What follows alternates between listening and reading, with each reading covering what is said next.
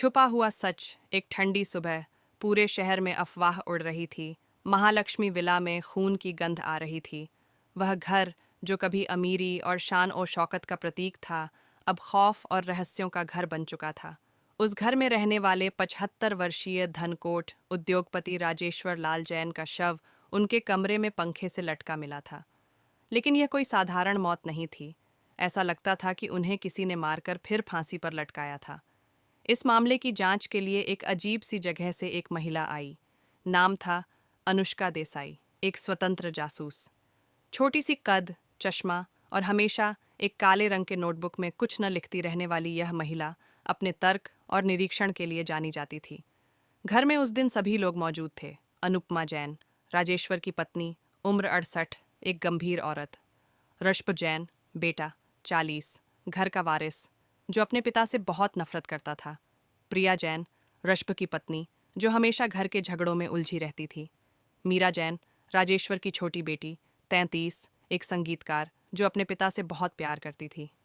कमलेश, नौकर, 50-30 साल से घर में काम कर रहा। डॉक्टर अरुण मेहता, घर के डॉक्टर, जो पिछले 20 साल से इलाज करते थे। अनुष्का ने घर में घुसते ही अपनी आंखों से सब कुछ देखना शुरू कर दिया। उसकी नज़र एक छोटी सी चीज़ पर गई। राजेश्वर के हाथों में एक टूटी हुई गोमती चक्र की माला थी और उसके पास एक कागज़ का टुकड़ा था जिस पर लिखा था, मैं जीना नहीं चाहता, मुझे मार दो। लेकिन अनुष्का को कुछ गड़बड़ लगी। वह जानती थी कि यह नोट किसी और ने लिखा गया था। वह घर के सभी लोगों से पूछताछ करती है। आर्शब कहता है कि उसका पिता उसे कभी पसंद नहीं करता था। मीरा कहती है कि उसके पिता ने उसे अपनी वसीयत में घर का आधा हिस्सा दिया है। अनुपमा कहती हैं कि वे तो बहुत पहले से अलग रहती हैं। अनुष्का को एक और चीज़ पर संदेह होता है। राजेश्वर के पैरों पर नीले निशान थे, जैसे किसी ने उन्हें दबाया हो। यानी यह कोई आत्महत्या नहीं, बल्कि हत्या थी।